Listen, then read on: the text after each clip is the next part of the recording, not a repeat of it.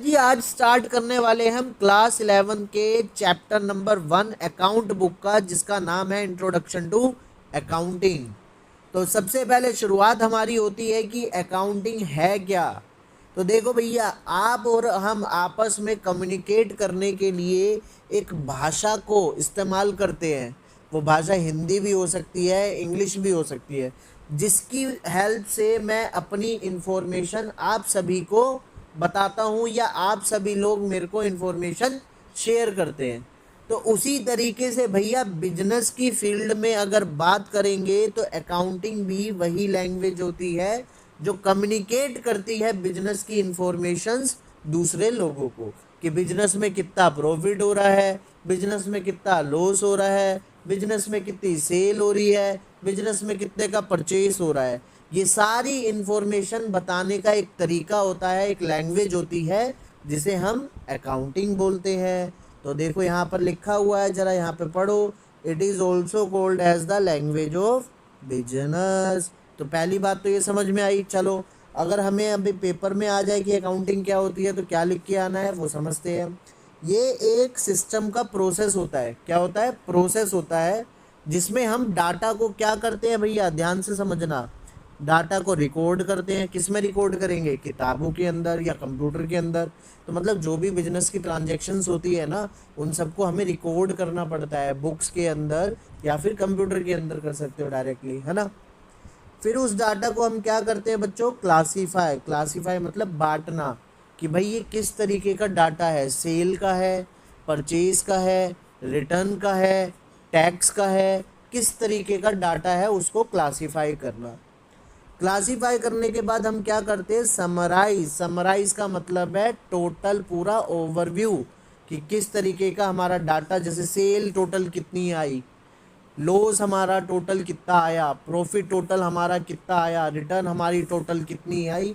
उन सब चीज़ों को समराइज किया जाता है, फाइनल बनाया जाता है, फाइनल अकाउंट बनाया जाता है। ठीक है। फिर उसके बाद क्या करते हैं? जो भी आपका डाटा आता है समरी के बाद, फिर उसको एनालाइज और इंटरप्रेट किया जाता है। एनालाइज का मतलब है उसे समझना, और समझने के बाद रिजल्ट कॉन्क्लूड करना। क्या करना? रिजल्ट कॉन्क्लूड करना। जैसे मतलब समझिए आपने कि भैया हमारा भाई टोटल इतनी सेल हुई है और इतने की हमारी कॉस्ट आई है टोटल। अब उससे इंटरप्रेट क्या होगा कि भैया दोनों को कंपेयर करके हम ये बता सकते हैं कि टोटल बिजनेस में हमारा लॉस हुआ है, प्रॉफिट हुआ है। वो सब हमें रिजल्ट इंटरप्रेट होंगे। क्या होंगे? इंटरप्रेट होंगे। और फाइनली क्या करोगे आप? ये इंफॉर्मेशन कम्युनिकेट करोगे। कम्युनिकेट किससे करी जाती है? ओनर से कर सकते हैं, एम्प्लॉय से, रिसर्चर से, गवर्नमेंट से, बहुत सारे लोगों से इंफॉर्मेशन शेयर करनी होती है। अपने पार्टनर से, जो बिजनेस के अंदर आपका पार्टनर है, मैनेजमेंट है, उन सब से आपको ये डाटा शेयर करना पड़ता है। तो ये कहलाती है हमारी अकाउंटिंग, सिंपल सरल भाषा में। बाकी अभी अगर अच्छे से समझ में नहीं आया तो अभी धीरे धीरे पढ़ेंगे और अच्छे से समझ में आने लगेगा। नेक्स्ट है भैया फीचर्स। क्या है इसके? एट्रीब्यूट्स क्या है? फीचर्स बताते हैं भैया, है ना। फीचर्स क्या है? सबसे पहले तो क्या करना होता है इसके अंदर? हमें सबसे पहले तो आइडेंटिफाई करना होता है ट्रांजैक्शंस और इवेंट को। मतलब सिर्फ वही ट्रांजैक्शंस हम देखते हैं जो मनी की टर्म्स में हो, जो वस्तु टू वस्तु वाला सिस्टम होता है ना, बार्टर सिस्टम, उसको नहीं कंसिडर करेंगे हम यहाँ पर। यहाँ पर सारी अकाउंटिंग मनी के टर्म्स में होती है। किसके टर्म्स में होती है बेटा? मनी के टर्म्स में। ठीक है। अगर वस्तु भी ली दी है तो भैया उसकी पैसों की वैल्यू आपको लिखनी पड़ेगी। अकाउंटिंग में ये नहीं आएगा एक मेज के बदले एक बुक आई या एक बुक के बदले मेज आई, है ना। ये नहीं लिखना भाई, कितने रुपए के बदले में कितने रुपए आया या गया, ये लिखना है हमें बस। ठीक है। और सिर्फ वही ट्रांजैक्शन कंसीडर्ड होंगी जो आपकी इकोनॉमिक एक्टिविटी से रिलेटेड हो, जो आपके बिजनेस से रिलेटेड हो। सिर्फ वही ट्रांजैक्शन जो है कंसीडर की जाती है अकाउंटिंग के अंदर। ठीक है। चलो, दूसरा पार्ट क्या कह रहा है? दूसरा पार्ट कह रहा है मेजर करो जो ट्रांजैक्शन हुई है वो कितने की हुई है। फॉर एग्जाम्पल 25,000, 35,000, 15,000, 500, 2,000, कितने की ट्रांजैक्शन हुई होती है उसको मेज़र करना होता है। ठीक है। उसको चेक करना होता है कितने रुपए की है। ठीक है। सिर्फ अमाउंट आएगा यहाँ पर, और दूसरी बात, यहाँ पर क्वालिटी के बारे में कोई डिस्क्रिप्शन नहीं होता है, ठीक है। सिर्फ हम क्वांटिटी के ऊपर बात करते हैं। किसके ऊपर बात करते हैं हम? सिर्फ क्वांटिटी के ऊपर। तीसरा स्टेप क्या होगा भैया? अब आपने आइडेंटिफाई कर ली ट्रांजैक्शन, जैसे 25,000 रुपये की है, तब उस 25,000 ट्रांजैक्शन को आप क्या करोगे? अकाउंटिंग बुक्स के अंदर रिकॉर्ड करोगे, है ना। अब रिकॉर्ड करने के लिए आपको सबसे पहले पता होनी चाहिए कैटेगरी क्या है ना। कैटेगरी मतलब आपका राहुल से जुड़ी अगर कोई ट्रांजैक्शन है तो राहुल के अकाउंट में आएगी। सेल से जुड़ी अगर कोई आपकी ट्रांजैक्शन है तो वो सेल्स अकाउंट में आएगी। परचेज से रिलेटेड कोई ट्रांजैक्शन है तो वो परचेज अकाउंट के अंदर जाएगी। तो मतलब जिस तरीके की ट्रांजैक्शन होगी वो उसी कैटेगरी के अंदर जाकर एंट्री होगी, ठीक है। होप इतना क्लियर हो गया होगा। नेक्स्ट चलते हैं। यहाँ थोड़ा धुंधला सा है लेकिन कोई नहीं, मैनेज कर लो, दिख रहा है। उसके बाद हम क्या करते हैं? समराइज। समराइज का मतलब होता है पूरा ओवरव्यू दे देना कंपनी का। ओवरव्यू में क्या आ जाएगा? जैसे सारा एक तरफ आ गया कैश का डाटा, एक तरफ आ गया सारा सेल का डाटा, एक तरफ आ गया आपका परचेज का डाटा, ठीक है। और उसको इस तरीके से प्रेजेंट करना ताकि वो अंडरस्टैंडेबल हो और यूज़फुल फॉर्म में हो, ताकि भाई कोई यूज़र या कोई देखे उस बंदा उस डाटा को तो आसानी से समझ सके कि भाई टोटल ओवरव्यू क्या चल रहा है बिजनेस का, ठीक है। कैसी परफॉर्मेंस चल रही है वो देख के हमें पता लग जाए। जैसे कि हम इसके अंदर क्या करते हैं? फाइनेंशियल स्टेटमेंट तैयार करते हैं। क्या करते हैं? फाइनेंशियल स्टेटमेंट, पूरी की पूरी कौन कौन सी ट्रांजेक्शन हुई, कहाँ हुई, कैसे हुई, सब पता लग जाता है, ठीक है। ये समराइज में आ जाता है सारा काम। उसके बाद मैंने बताया था एनालाइज करना और इंटरप्रेट करना। अब इसके अंदर हम क्या करते हैं? जो भी हमारे सामने रिजल्ट आया है उसको एनालाइज करो, समझो कि ऐसा क्या हो रहा है, मतलब फ़ायदा हो रहा है, नुकसान हो रहा है, कहाँ पर कमी पड़ रही है, कहाँ पर ज़्यादा हो रहा है, कहाँ हम पीछे रह गए, कहाँ हम आगे निकल गए।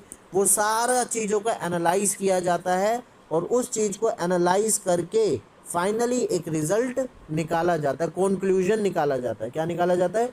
कॉन्क्लूजन। उसे हम इंटरप्रिटेशन बोलते हैं। मान लो कि भैया डाटा कुछ इस तरीके से आया, उसको एनालाइज करा तो पता लगा कि हमें भैया सेल काफ़ी कम हुई है इस साल में। कारण भी पता लग सकता है उससे कि कॉस्ट हमने बढ़ाई थी उस कारण से या कुछ और कारण से। तो फाइनली हमें क्या करना है? अब इंटरप्रेट क्या करना है? अब हमें अपनी सेल बढ़ानी है। क्या करना है? सेल बढ़ानी है।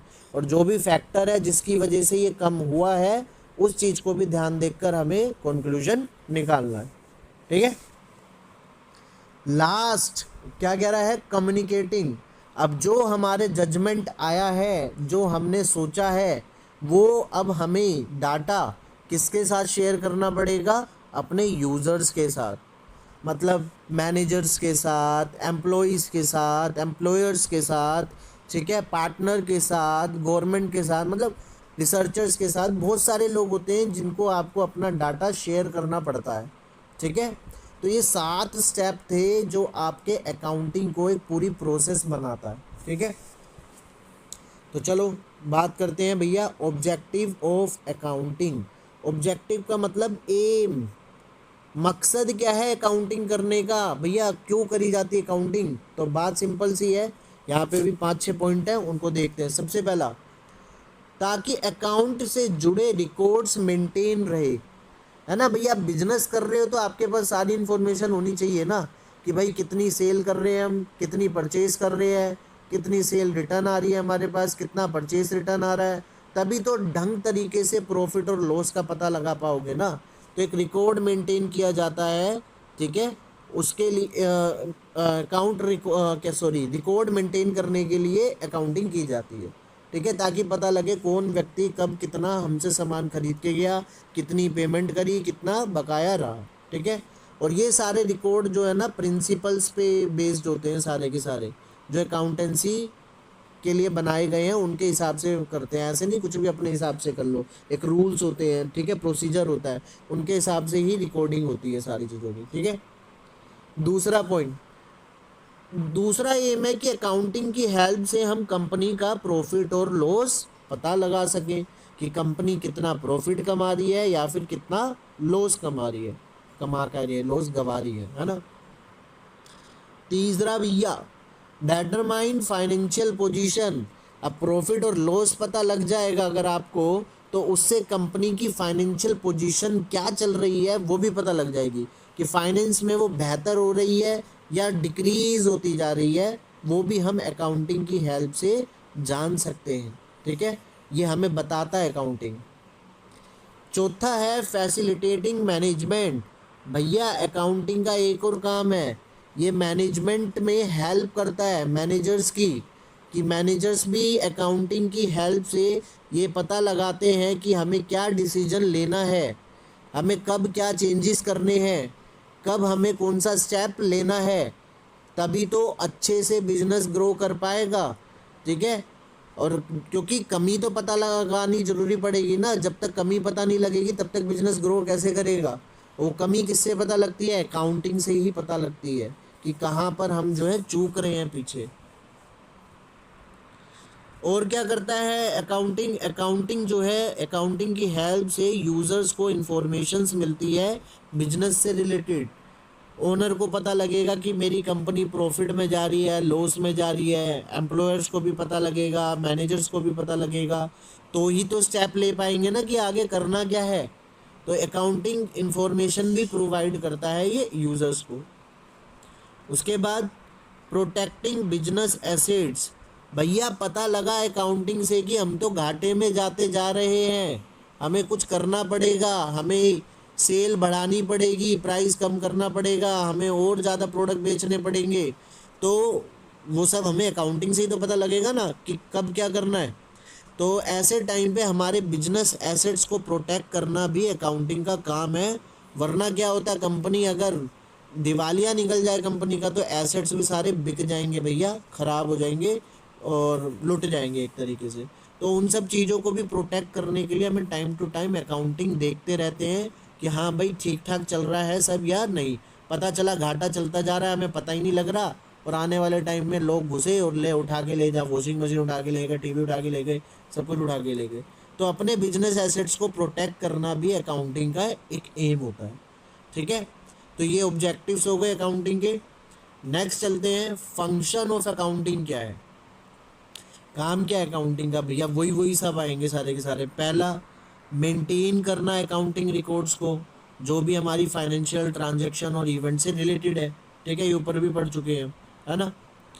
दूसरा, हमारी फाइनेंशियल स्टेटमेंट तैयार करके देता है ये, प्रॉफिट एंड लॉस अकाउंट कितना है, हमारी बैलेंस शीट कितनी है, ये सब बाद में भी आगे आएंगे, profit and loss account and balance sheet.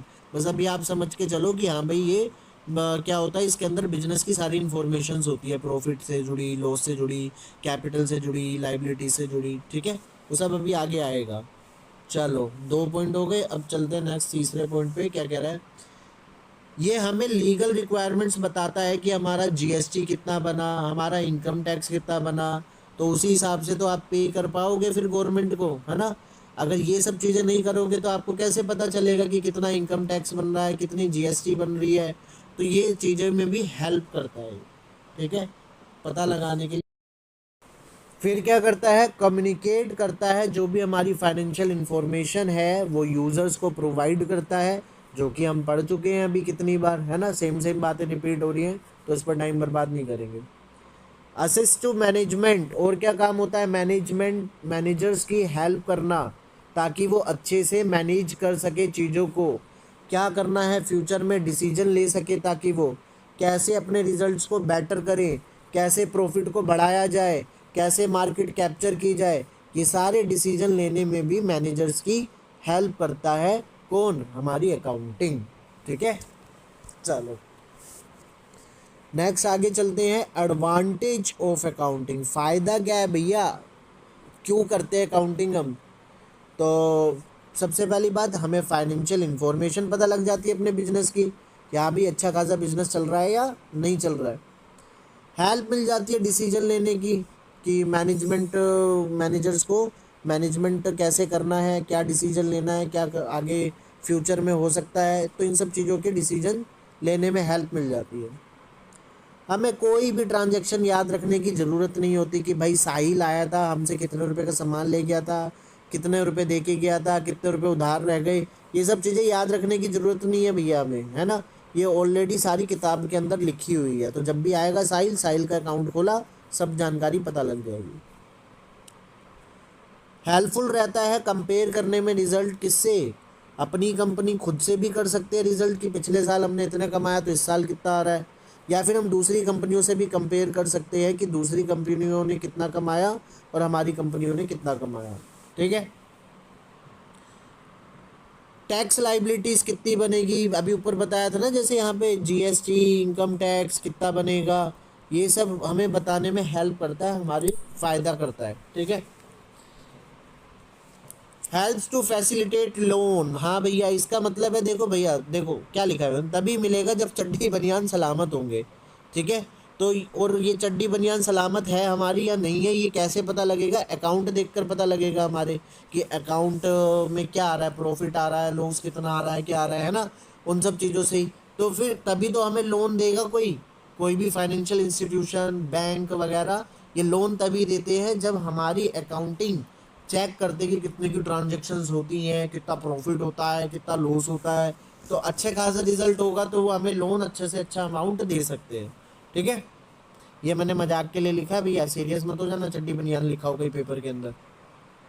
और क्या है भैया, और क्या है, एविडेंस इन कोर्ट, भाई कई बार लड़ाई झगड़े डिस्प्यूट हो जाते हैं और केस डल जाता है कोर्ट के अंदर बिजनेस के ऊपर। ऐसे में भैया हेरा फेरी की है कंपनी ने, नहीं की है, ये सब चीज़ें चेक करने के लिए हमें एविडेंस चाहिए होगा, और वो एविडेंस हमें कौन प्रोवाइड करेगी, हमारी अकाउंटिंग, कि दिखाओ भैया अपने खाते बुक, और खाता बुक में चेक करा कि भैया कितने की ट्रांजैक्शन हो रही है, फ्रॉड कर रहे हैं नहीं कर रहे हैं, लड़ाई झगड़े क्या है, वो सब सोल्व हो जाएंगे फिर देख के, है ना। नेक्स्ट है हेल्पफुल इन पार्टनरशिप अकाउंट। अब भैया पार्टनरशिप अकाउंट में बड़ा हेल्पफुल रहता है, क्योंकि आजकल के पार्टनर होते हैं भैया चालू चंट।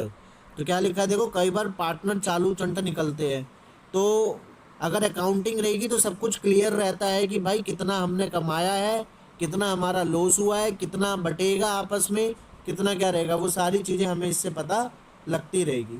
और अगर ये नहीं होगा तो भैया एक दूसरे पे भी क्लेम करते रहो, वो कहेगा 10 लाख का प्रॉफिट हुआ है, वो कह रहा नहीं 5 लाख का प्रॉफिट हुआ है, वो कहेगा 5 लाख तू खा गया, ये वो फलाना ढिमकाना। तो उस चीज़ से बचने के लिए भाई सिंपल क्या है, अकाउंटिंग ही कर लो, है ना, सारी चीज़ें पता रहेंगी। नेक्स्ट आता है लिमिटेशंस, कमियां क्या हैं अकाउंटिंग के अंदर। सबसे पहली बात है, अकाउंटिंग कभी भी एग्जैक्ट नहीं होती है। ठीक है। अब जैसे मान लो किसी को हमने पैसा उधार दे रखा था, चोर निकला साला, पैसे लेके भाग गया, तो वो फिर हमारा क्या हो गया, वो तो घाटे में चला गया, लेकिन हमने तो दिखा रखा था अकाउंटिंग में वो प्रॉफिट का हिस्सा है, वो पैसे तो हमारे आने हैं, है ना। दूसरा, हमें ये नहीं पता होता, इसी के अंदर बात कर रहा है वो, कि मशीन कितने साल चलेगी। हम तो मान के चल रहे थे कि जो 10 लाख की मशीन लाया हूँ मैं, 10 साल चलेगी, तो साल का ₹1,00,000 खर्चा मैं निकाल रहा था, पता चला मशीन 5 साल में ही ख़राब हो गई, या 2 साल में ही ख़राब हो गई, या पता चला मशीन 20 साल तक चल गई। तो इस तरीके से ना अकाउंटिंग फिर ढंग से नहीं हो पाती है। जब एक्सपेक्टेशन से कम या ज़्यादा साल चल जाती है मशीनें या किसी चीज़ कोई कैपिटल हमारी, तो वो अकाउंटिंग में एग्जैक्ट नहीं बैठ पाती है फिर। ठीक है। दूसरी कमी ये है कि भाई ये क्वालिटी के बारे में बात नहीं करता, सिर्फ क्वांटिटी के बारे में बात करता है। मान लो क्वालिटी पहले से बेहतर कर दी गई हो प्रोडक्ट की, जिसकी वजह से प्रोडक्ट महंगा हो गया हो, तो हो सकता है वो प्रोडक्ट या तो अब ज़्यादा बिकने लगा हो या प्रोडक्ट कम बिकने लगा हो, है ना। तो हमें क्वांटिटी से मतलब है, वहाँ क्वालिटी के बारे में तो बात करेंगे ही नहीं अकाउंटिंग के अंदर। तो अगर हमारी सेल घट गई होगी तो हम कहेंगे कि भाई सेल घट गई, तो भाई हम ये नहीं देखेंगे कि क्वालिटी घट गई या बढ़ गई, उसकी वजह से ऐसा हुआ है ना।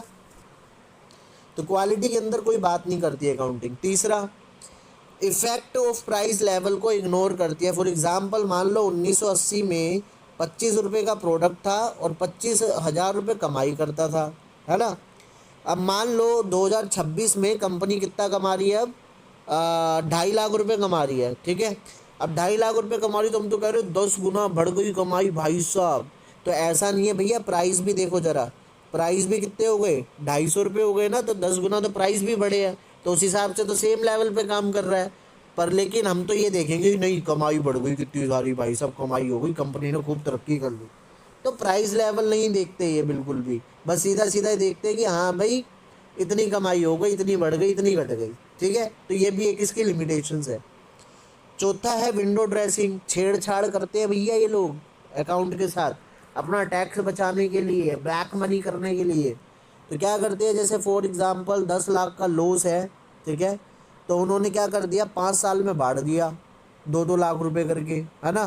तो इस साल दिखाऊंगा 10 के 10 लाख, तो लोगों को लगेगा कंपनी बहुत घाटे में चली गई, तो बांट दिया, 5 साल में बांट दिया, ठीक है।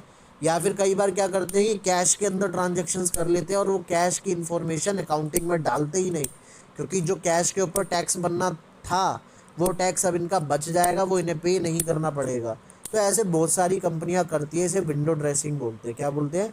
विंडो ड्रेसिंग, ठीक है। नेक्स्ट आ जाओ भैया, ब्रांचेस ऑफ अकाउंटिंग। तुम्हारा भाई 2 पार्ट में इस वीडियो को डालेगा, ठीक है। तो देखते हैं क्या है अब आगे। भैया 3 ब्रांचेस हैं, financial accounting, cost accounting and management accounting. Financial accounting में हम क्या पढ़ते हैं? फाइनेंशियल ट्रांजैक्शन, जो बिजनेस की सेल वगैरह से रिलेटेड होती है ना। इसमें प्रॉफिट अब पता लगता है, लॉस पता लगता है, फाइनेंशियल पोजीशन पता लगती है, कंपनी की क्या चल रही है, और बैलेंस शीट निकल कर आती है कि टोटल कैपिटल कितनी है, लाइबिलिटीज़ कितनी है, ठीक है, एसेट्स क्या है, ये सब पता लगते हैं हमें। ये सिर्फ फाइनेंशियल रिलेटेड है सारा का सारा, ठीक है, इसलिए नाम फाइनेंशियल अकाउंटिंग रखा गया है। कॉस्ट अकाउंटिंग की बात करें तो कॉस्ट अकाउंटिंग में हम पढ़ते हैं कि प्रोडक्ट की कॉस्ट कितनी है, उसे कम से कम कैसे किया जाए, ठीक है। ऑपरेशन या सर्विस देने में या को ऑपरेशन करने में कितना खर्चा आ रहा है, उसकी कॉस्ट की स्टडी करते हैं कि उसको कैसे कम से कम किया जाए और बेहतर से बेहतर बनाया जाए, या आप जो भी सर्विस वगैरह दे रहे हैं सब कॉस्ट से रिलेटेड है, ठीक है, तो इसलिए कॉस्ट अकाउंटिंग। मैनेजमेंट, जैसा नाम वैसा काम। इसमें ये होता है कि उन इवेंट्स के बारे में स्टडी की जाती है जो मैनेजमेंट से रिलेटेड होती है, तो उनको हम अच्छे से समझते हैं, पढ़ते हैं और उनके ऊपर बात करते हैं, ठीक है। अब भाई यहाँ पर एक टर्म आई, बुक कीपिंग। बुक कीपिंग का मतलब क्या है भाई? ट्रांजैक्शन को आइडेंटिफाई करके रिकॉर्ड करना बुक अकाउंट की बुक्स में, यही बुक कीपिंग कहलाता है। सरल भाषा में कि भैया अकाउंट्स की बुक मेंटेन करना ही बुक कीपिंग कहलाता है। तो अकाउंटिंग क्या है? अकाउंटिंग भैया प्रोसेस है जिसकी हेल्प से रिकॉर्ड किया जाता है डाटा। तो इसमें प्रोसेस होती है, इसमें हम समराइज भी करते हैं, एनालाइज भी करते हैं, इंटरप्रेट भी करते हैं और कम्युनिकेट भी करते हैं। ये सारे मैं पढ़ा चुका हूँ पीछे वीडियो में, है ना। और अकाउंटेंसी का है भैया, अकाउंटेंसी इनका बाप है। अकाउंटेंसी का मतलब है अकाउंटिंग की नॉलेज, जो सारे काम करने के लिए चाहिए, ये, ठीक है। तो सबसे ऊपर अकाउंटेंसी, उसके नीचे अकाउंटिंग और उसके नीचे बुक कीपिंग, ठीक है। चलो हाँ, अब आई अकाउंटिंग इन्फॉर्मेशन की बात। कौन कौन सी अकाउंटिंग इन्फॉर्मेशन होती है? हमें क्या क्या पता लगता है? हमें पता लगता है प्रॉफिट कितना है, लॉस कितना है, हमें पता लगता है हमारी फाइनेंशियल पोजीशन क्या है, हमें पता लगता है हमारे पास कैश कितना है, हमें पता लगता है कि हमारे पास क्रेडिट कितना है, हमें पता लगता है हमारी सेल कितनी हो रही है, हमें पता लगता है हमारे परचेज कितनी हो रही है। तो सारी अकाउंटिंग इन्फॉर्मेशन होती है भैया, जो भी बिजनेस से रिलेटेड होती है, ठीक है। होप अच्छे से समझ में आ रहा होगा, और अगर आ रहा होगा तो प्लीज़ वीडियो को लाइक करना ना भूलें, क्योंकि बहुत मेहनत लगती है नोट्स बनाकर समझाने में, ठीक है। आप लोग समझते होंगे इस बात को। चलो अब बात करते हैं quality characteristics of accounting information. तो सबसे पहले बात करें, 4 पॉइंट दे रखे हैं मैंने जो मेन है। सबसे पहला रिलायबिलिटी, कि भाई जो भी अकाउंटिंग इन्फॉर्मेशन दी जा रही हो वो वेरीफाइबल हो, वेरीफाइड हो वो, ठीक है, कि उसे चेक किया गया हो कि उसके अंदर किसी भी प्रकार की कोई धांधलेबाजी, धोखाधड़ी इन्फॉर्मेशन ना हो। तभी तो हम उसके ऊपर यकीन कर पाएंगे, तभी तो हम उसके ऊपर रिलायबल हो पाएंगे, ठीक है। तो ज़्यादातर अकाउंटिंग इन्फॉर्मेशन रिलायबल होती हैं, लेकिन अभी हमने ऊपर पढ़ा था ना विंडो ड्रेसिंग, तो विंडो ड्रेसिंग की वजह से हम इतना भी रिलायबल नहीं हो पाते इन्फॉर्मेशन पे। तो वेरीफाइड होनी चाहिए इन्फॉर्मेशन की सही है या नहीं है। दूसरा रेलिवेंट, भैया वो इन्फॉर्मेशन होनी चाहिए जो यूज़र को चाहिए। यूज़र को क्या जानना है आपकी कंपनी के बारे में, कि प्रॉफिट कितना है तो प्रॉफिट होना चाहिए अकाउंटिंग इन्फॉर्मेशन में, लॉस कितना हुआ आपकी कंपनी को तो लॉस की इन्फॉर्मेशन होनी चाहिए आपके में। तो जो भी मतलब बिजनेस से रिलेटेड यूज़र्स जानना चाहते हैं वो सारी इन्फॉर्मेशन आपके अकाउंटिंग में होनी चाहिए, तो जाकर बनती है अकाउंटिंग इन्फॉर्मेशन हमारी रेलिवेंट। तीसरा अंडरस्टैंडेबिलिटी, आपको अकाउंटिंग इन्फॉर्मेशन इस तरीके से बनानी है कि ताकि लोग अंडरस्टैंड कर सके, समझ सके उसे। ठीक है, अब ऐसे लिख दिया हमारा जो है इस साल 10% प्रॉफिट बढ़ा है। ठीक है, 10% प्रॉफिट बढ़ा है, तो लेकिन इंडिकेट भी होना चाहिए ना कि पुराना कितना था। अब पुराने की इन्फॉर्मेशन नहीं होगी तो नए की 10% हम कहाँ से निकाल लेंगे।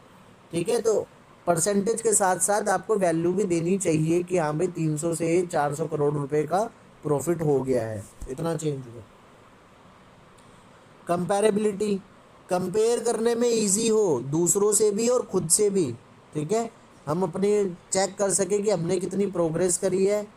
ठीक है, और या फिर दूसरों के मुकाबले हम कितना कम्पीट कर रहे हैं, ये सब इन्फॉर्मेशन भी होनी चाहिए। अब बात करते हैं भैया यूज़र्स की। अभी बहुत बार आया कि हम कम्युनिकेट करते हैं यूज़र से इन्फॉर्मेशन। कौन कौन होते हैं? इंटरनल होते हैं और एक्सटर्नल होते हैं। इंटरनल में तो मालिक आ गया एक तो, और मैनेजमेंट स्टाफ आ गया सारा का सारा। ठीक है, इनको इन्फॉर्मेशन चाहिए होती है बिजनेस को और ग्रो करने के लिए। एक्सटर्नल में कौन कौन आ जाते हैं? Employees, workers. ठीक है, बैंक आ गया, आपकी सारी इन्फॉर्मेशंस होती है ना, तभी लोन वगैरह प्रोवाइड करते हैं। गवर्नमेंट को पता होता है क्योंकि टैक्स वैक्स भरना होता है। इन्वेस्टर्स को पता होती है क्योंकि उन्हें तभी तो पैसा इन्वेस्ट करेंगे वो अपनी कंपनी के ऊपर। कस्टमर्स को पता होता है प्रोडक्ट खरीदने के लिए। क्रेडिटर, जिन्होंने आपको पैसा उधार दिया है। ठीक है, और रिसर्चर, ये लोग होते हैं जो एक्सटर्नल में आते हैं आपके। ठीक है, बस लास्ट टॉपिक, और लास्ट टॉपिक के बाद ये ख़त्म हो जाएगा। अब सिस्टम ऑफ अकाउंटिंग की बात करते हैं तो दो तरीके का सिस्टम होता है, एक होता है डबल एंट्री सिस्टम और एक होता है single entry system. Double entry system में हम दोनों बात करते हैं कि कहाँ से पैसा कटा और कहाँ आया। जैसे मान लो कि क्या गुड्स हमने परचेज करे, तो दो चीज़ें हो रही है यहाँ पर। पहला, गुड्स आ रहे हैं हमारे पास, दूसरा कैश हमारा जा रहा है। तो हमेशा सिंपल सी बात है, एक चीज़ अंदर आएगी और एक चीज़ बाहर जाएगी जब भी हम ट्रांजेक्शन करते हैं तो उन दोनों को रिकॉर्ड करना हमारा डबल एंट्री सिस्टम कहलाता है। ठीक है, इसमें फीचर्स क्या है? इसके कंप्लीट रिकॉर्ड होता है कि कहाँ से आया और कहाँ गया। इसमें रिसीविंग और गिविंग दोनों चीज़ें होती है। टोटल डेबिट टोटल क्रेडिट के बराबर होना चाहिए भाई, टोटल आया टोटल गया के बराबर होना चाहिए। लाख रुपए के गुड्स खरीदे तो लाख रुपए कैश आउट होएगा, सीधी सीधी सी बात है ना। फ़ायदा क्या है? ये साइंटिफिक सिस्टम है, साइंस भी कहती है कि भाई इस सिस्टम से चलो तो ज़्यादा बेहतर है। कंप्लीट रिकॉर्ड मिल जाता है आपका, एक्यूरेसी आती है रिजल्ट के अंदर आपकी टोटलिंग वगैरह में। और अगर कोई गलती हो जाती है तो इजीली हम डिटेक्ट भी कर सकते हैं कि मिस्टेक कहाँ हुई है या फ्रॉड कहाँ पे हुआ है हमारे साथ। ठीक है, सिंगल एंट्री सिस्टम भैया, इसके अंदर डबल एंट्री सिस्टम कंप्लीट नहीं होता।